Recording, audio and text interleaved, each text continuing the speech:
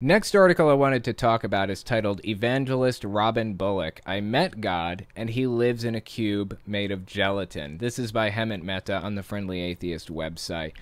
This sounds like a Kat Kerr claim. You remember her? Kat Kerr, weather warrior. She said all kinds of weird shit about like Hurricane Dorian, took her little stick and swung it around at Dorian and Hurricane Ida. So right now at this moment, we take authority over Dorian that has no right off the coast of this state or anywhere. And we hit that storm to the east right now. And I'm going to do it 3 times. We together are going to take authority over these storms, one in the Gulf, one in the Pacific. We're not tolerating any destruction, any death, any severe flooding, no tornadoes, no damage of any kind whatsoever. And you know why, all of you 5,000 weather warriors, yay, thanks for being here with us tonight. We have been doing this now since 2015, I think. 2017 was one of the greatest times we had. We created that whole wall, that wall of faith on the East Coast. Prayer warriors and all coming in and praying that Dorian and Ida and all the other hurricanes would do no damage, and seems to claim that they really didn't. Even though, you know, there were power outages and deaths and everything else, I guess that doesn't matter. This is the kind of bizarre claim I would expect to hear out of her. But this is coming from Robin Bullock. Honestly, dude's not a whole lot better. He's also an extreme right-wing evangelical wingnut. So, you know, it really didn't surprise me that much. It's just a little odd to see his name in here instead of Kat Kerr's.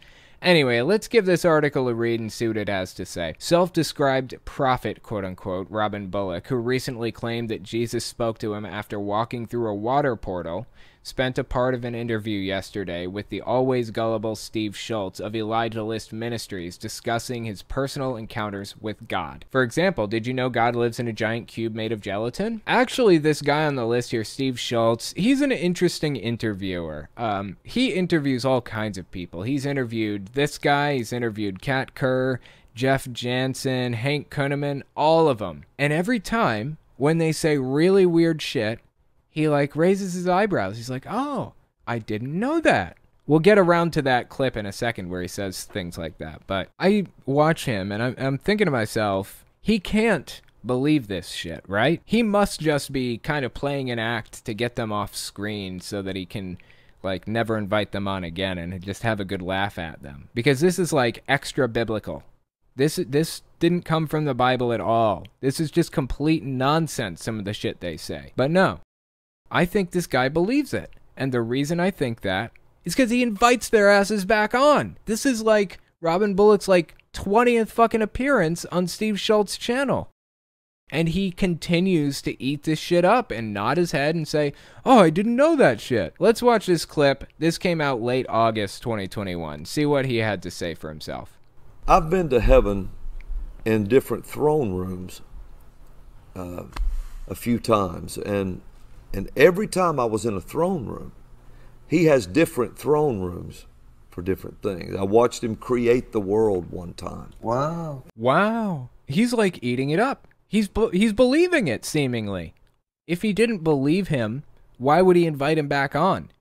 This is fucking weird. This guy is describing watching God create the world one time. Seeing God's throne rooms and stuff. Where is he getting all of this? I think what he's doing is describing an open vision. Let me look something up real quick. What's the difference between open vision and vision? Okay, here. In Christianity, a vision is when God reveals something to a person through a moving image. It may be like a scene acted out or a movie revealed to the person.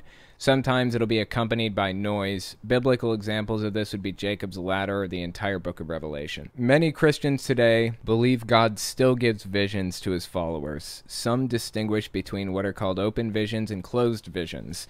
In a closed vision, God shows the vision to the person in their mind's eye. The person may be dreaming or have their eyes closed. In an open vision, God shows the vision to a person as if it were happening right in front of the person. The person is conscious and has their eyes opened. So I'm assuming what Robin Bullock is describing right now with this whole, I've been to heaven and seen God create the world, blah, blah, blah. I assume what he's describing is a closed vision where God shows the vision to the person in their mind's eye. That's easily explained by saying he was just dreaming. I don't know if he's claiming to have an open vision here or not, but Kat Kerr seems to believe that she's had open visions. Literally show up in heaven, touch God's hair, draw pictures with him, ride lava pools, the whole fucking 9 yards. And we'll get into some of that in a minute. Let's keep listening to Robin Bullock here. It was the most amazing thing you've ever seen. And when you got to the end of it, but the white throne, it's set up on about 7 tiers. And when you look down at it, it was massive. It was a massive thing. And it was inside this cube of like gelatin. It was like clear gelatin. And it went around in a square around him and his whole throne. You could see his hair. You could see the outline of it inside that. And his beard. What the fuck is he talking about? He is talking as though he's literally been to heaven. This is fucking strange. These people live in another fucking reality from us, seriously. Like, does he really believe that he was physically there? Or does he think that this was in a dream? If he thinks it was in a dream, how can he tell it was not a dream, but a closed vision? How can he tell the difference? How does he know which is which? And why should we trust him? Like, why should we believe him with any of this? Why is Steve Schultz buying any of this? This is fucking weird. He's watching all of this, and his eyes full of fire, and he's just watching. And inside this cube of gelatin, it was clear, like, it was pure energy. It was power.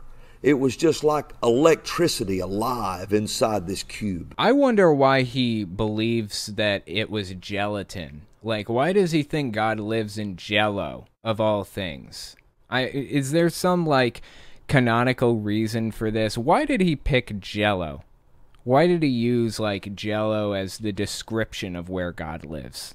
People have been asking me to cover, like, funny or entertaining or uplifting stories lately, and sometimes they're kind of hard to find, especially in my market, but I consider this one of them. It's not exactly uplifting, but it's fucking hilarious. I get a good laugh out of this shit sometimes. When you see him like that, that cube had to be around him. There was too much power coming out of him. It had to be there. Okay, so that was Robin Bullock's little thing about God. There's another clip I wanted to watch to compare to Kat Kerr. This one is from early February 2021. As I said earlier, we hear this kind of shit from Kat Kerr all the time. This is not really new revelation, hearing that God lives in Jell-O. We hear equally as strange shit from other quote-unquote prophets all the time. Check this out. Worship happens on the earth normally. It is collected, number one, by angels a lot of times, but it also goes up through the atmosphere. Okay, let's poke a couple holes in this, shall we? So when worship happens, apparently it condenses into a physical object and floats up into the atmosphere, into God's throne room.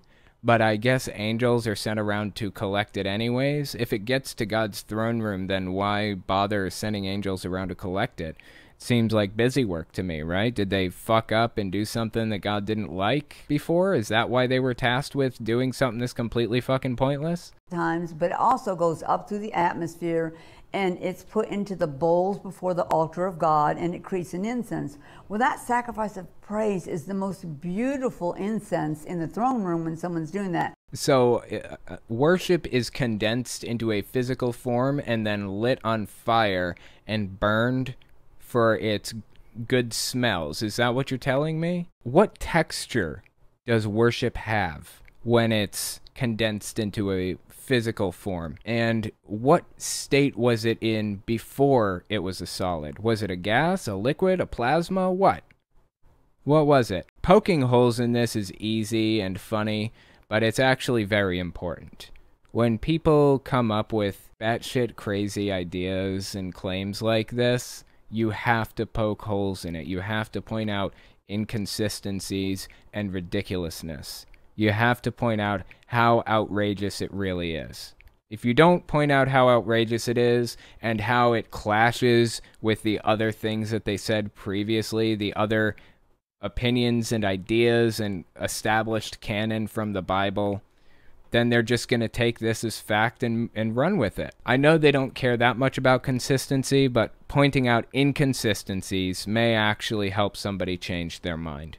Hearing somebody point out inconsistencies about what Kat Kerr is saying here may get one of her followers or somebody who kind of likes what she has to say, may push them over the edge to walk away from it. Let's keep listening. But it also creates a weapon. As you do that, when you say that, you're worthy anyway, you are my God and I will not serve another, you are it. Missiles come out of your mouth and they go up through the second heaven where Satan has this little mock kingdom set up. Okay, now she's just creating new heavens? A second heaven? Satan lives in second heaven? I thought God threw Satan to earth as punishment. Didn't he? Satan is here, not in second heaven. What is second heaven? I am so fucking confused by this whole thing. This is nonsense. And it creates missiles? You saying you love God and everything is creating missiles? Should they not light the incense on fire like the incense worship? Will it explode? Is it like flammable? Is it dangerous to light? Because it could turn into a missile very easily, right? Is there some kind of a process you have to go to cure it so that it won't turn into a missile? This is all so confusing. And you actually blow up parts of it. I mean, really, it explodes. They have to try to rebuild all the time. Really? And really? You hearing this guy? He's eating it up. I mean, we can sit here and listen to him. It's almost like a mocking, really, right? It's what it seems like to me. But he invites her ass back on. Every time. This is fucking mind-blowing. He really believes this shit. He's really listening and buying it. Time. Really? And so you're very dangerous against hell. And your worst days, we should always worship God, especially I on mean, those days. literally, this has never been taught to me. I wonder why. Because it's not in the fucking Bible. Could that be the reason? So this is another clip. This one's from early August 2021, so recently. Check this one out. This is Kat Kerr talking to Steve Schultz again. There is rain in heaven. There's absolutely nothing destructive. There's no earthquakes. No, there are volcanoes, but they're for entertainment. They're for fun. You get to ride the lava out. Okay, I want to point out, the Bible really does not go into much detail about heaven or what it's like or whatever else.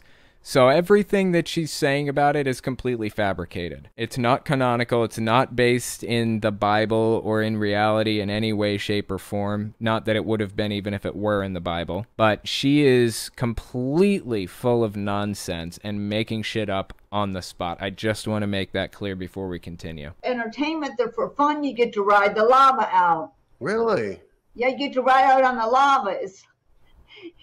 It wouldn't cause us that. It's not a physical volcano he took from the earth and put it up there. It would still be, it's a spiritual world, the land, the air, everything there is spiritual, but it is, it has substance. It's a literal volcano, but it wouldn't harm you. And yes, people can go inside and they ride the lava out for a ride. Talk about a hot seat, Oh my God. Oh, that's so cringy, dude. Please don't. So why would God need a volcano in heaven?